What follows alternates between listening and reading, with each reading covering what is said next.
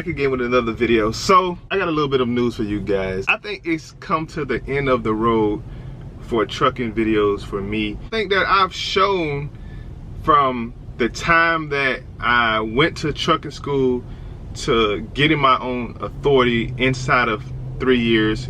You know, it took me 2 years and some change to get to this point. And the difference between being leased on and having your own authority. And it's only one real main difference, right? And because everything else you can do having your truck leased onto carriers. For example, you can have a fleet leased onto carriers. You can do whatever you want to do. You can come and go as you please at some carriers. So, but the only thing having your authority does is allow you to work with multiple different carriers. That's pretty much it. You may save on some costs, but if you get into it brand new like I did, you know, sometimes the cost will outweigh, you know, what it will cost you to be leased onto a carrier. I'm not doing bad, but at the end of the day, you know, I made the decision to run under my own authority, and at this point I'm here. I'm in it, and it's no going back after that. But I would say if you can find a good company that you can lease your truck onto, you probably can accomplish everything you want to from that point. I would say that if you do jump into the authority world because you want to be your own everything, you're the carrier, then go for it if you have the money and you put in the time and you know you really just want to take that next step. But is it necessary? I can't 100% say really, right? But I'm here. It feels good to have your own thing. It feels good not to answer to absolutely nobody. So essentially you just buying your freedom, okay? I bought the freedom to do whatever I want, run however I want. At this point, we are going to be talking to owner operators who want to run under my numbers.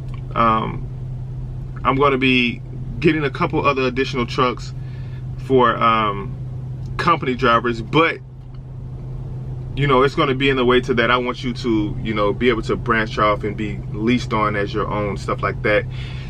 So those are some of the things that I will be looking into. But I have tons of information about trucks, but at the end of the day, it's a job. And some like driving, some love being a trucker.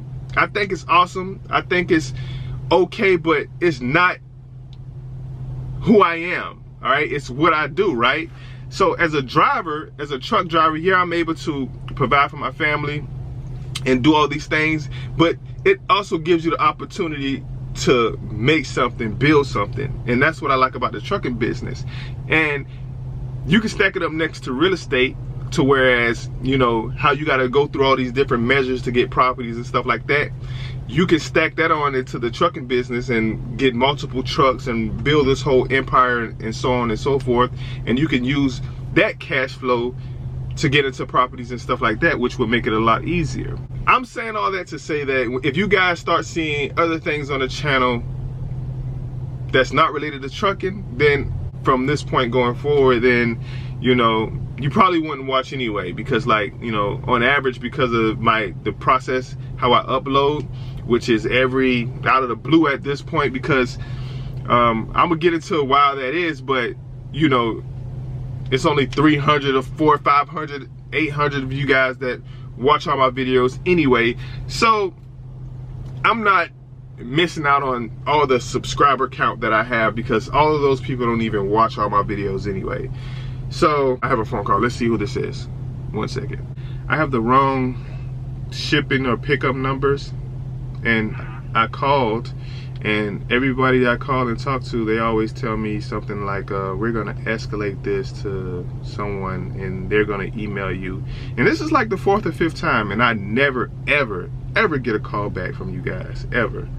So I am currently calling you back now to have you check back in. It looks like we've resolved the situation, so you should be able to get checked in. I just wanted to make sure you're aware. Nope, I wasn't aware. No one said anything, and I didn't get anything. But what information am I using to check in with? It should be the same information. It looks like the customer just had something communicated something, but you should be able to get in with the numbers you currently have. Just go ahead and check back in, is what I'm being told to have you do. Alrighty. If you have any issues, just give us a call back. I'm very sorry about that. Okay. Already. Okay. Who should I call back though? Because you guys have gatekeepers, and they don't have any information. They're just gonna email you, and I'll have to wait 3 hours for you to call me back. So is it like they should have all the updated information that I have. So I'll give that inbound line another call. I do understand that's not the quickest, but that is currently how we operate. I don't necessarily have a line that you'd be able to call back directly. Okay. All right. Okay, not a problem. I'll check back in. All right, you have a good one. Very sorry about that again. No problem. Thank you. Bye. All right, guys. So now this is a common problem that I have. Like, I show up to places. This is what, dealing with a particular broker, Uber or whatever. You can't talk to nobody, and then you call the number, the 800 number that they got. They be like, okay, what's going on? You tell them your problem, and they say, we're going to escalate the situation, and then you have to wait for somebody to email you back. In this case, it took them 2 hours, which I'm actually surprised, because this is like the 4th time that happened, and they never ever call me back. I end up just calling them and be like, take me off the load. And then once I do that, I never hear anything about that load again. I can even go on there and book a whole nother load, and I never ever hear about that load again.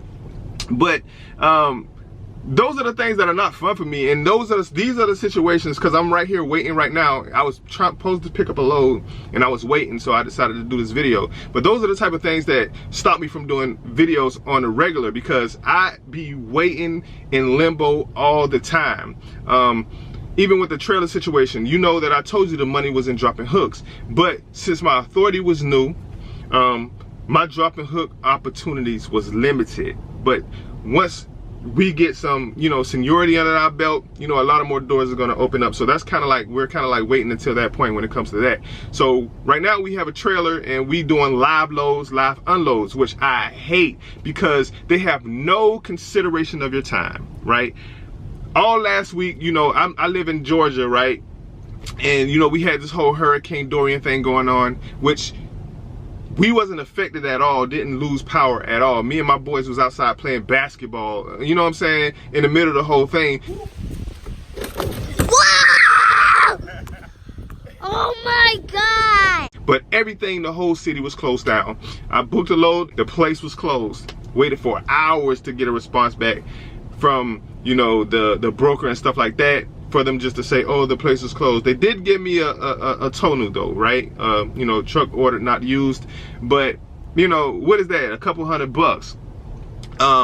The other day I waited 4 or 5 hours to get unloaded. 2-3 hours to get loaded. So it's hard to, with the live load situation, it's hard to book your loads stacked. Like you see a load, okay, boom, I'm gonna get down here, drop this load, and I'm gonna get over here, pick up this load, take it with me, shut down with it, deliver it in the morning. That's hard to do, because if you are a shipper or a receiver and you have horrible load times, you should have a window. What do we have appointments for if you're gonna get there and wait 2 and 3 hours anyway? Now, I like the live unloads that have windows, meaning that, you can pick it up anywhere between 9 and 3 or whatever the case may be. And you can deliver it between, anytime between 9 and 3, straight through the day or tomorrow. Like, those type of loads are good, because that allows you the flexibility to book other loads. So those are some of the situations that I encounter every single day almost, that takes away from me doing videos. And I don't really want to do videos about, oh yeah, I'm sitting here waiting at a receiver all day long, because that's all you guys will hear. I'm here at the receiver waiting. I made it here on time. I'm waiting, right? So just know, if you do decide to get your authority, brand new starting out, some of the brokers that you're going to deal with, they're going to give you freight. But from what I've seen, it must be the bottom freight that nobody really wants, and it's the shippers and receivers that nobody don't want to deal with, and they're willing to put people like me and whoever got their new authority, and these big mega carriers who got company drivers that can wait all day for a load, they're willing to deal with those type of situations. Now, the brokers, they got the good freight. You can get you in there and out of there, top dollar for the freight. They don't want to deal with you if your authority is brand new, right? So we're just waiting right now. You know, we just, you know, figuring it out, grinding super hard. I never worked this hard as a company driver. So we grinding super hard, keeping everything afloat until we get everything on a level playing field, and then we're gonna kind of go from there. But as for that, guys, that's where I'm at with the business, the company, the authority, and everything. It's just a waiting game all the time. You know, I'm sure you heard from multiple YouTubers who have their own authority that freight is down right now as far as rates, especially on the dry van side. I'm not sure what reefers and flatbeds and none of that do, because, you know, I'm not wanting to work that hard. You know, I don't have a reefer. You know, we have dry van and we run that. You know, it's supposed to just be quick. You know, get there, bumper dock, load, bumper dock, unload, and you out of there. But I'm sitting at places I done bumped the dock and I waited for, hell, 3-4 hours before them to start loading or unloading. So that's the ridiculous part of it, and that's what really, you know, puts me in a situation to where I just be waiting, and then I'm in limbo, and I don't be feeling like making a video, because the video will be just about this right here. Oh yeah, you know, I'm sitting here, I'm waiting, and I don't want to push that out to you guys. So that's where I'm at. I want you guys to go, if you haven't, go watch the video. You know, videos on my old videos talked about, oh, you should leave CR England. My dude, listen, I put a whole video out recently about when I started, went to training to getting my own authority. So please go watch that video. I would really appreciate that. And that's all I really got. I think I made it to the end of the road with the trucking videos, almost. But you will see me doing vlogs, because I am in my truck a lot, and I will give, you know, some things about what's going on, information that I will most certainly share with you that I come across that's brand new to the trucking thing. But as far as videos just being about trucking and more trucking, I think I'm kind of gonna, you know what I'm saying, turn that down a few notches. You see, turn that down a few notches, because like I was way more happier doing videos that didn't pertain to trucks. I just wanted to share my experience and give you guys brand new information to be helpful to you guys. And with that being said, check out the links in below, because if you need a fuel card, whether you're owner operator, this is a great opportunity. If you need a fuel card, your own fuel card, you should definitely check out the fuel card that I use, which is a Fleet One card. It's only discounts at fuel at Pilots and Flying J, but you can fuel anywhere with it. But if you are passing the Pilot or Flying J, just stop there, because that's where you will get your discounts at. And it's an awesome card. They bill me out for it on a weekly basis, and it goes towards your business credit, and it's a awesome card to have. And it doesn't cost you anything to have the card. So with that being said, guys, that's your update. I appreciate you guys as always for the love and support to my real ones who really watch my videos. And leave your comments, send me emails, DM me, even though you know I don't check DMs. But, you know, if I do get in there and see it, I try to get back to you as quick as possible. As always, like, share, subscribe if you're new, and until next time, I'll see you in the next video.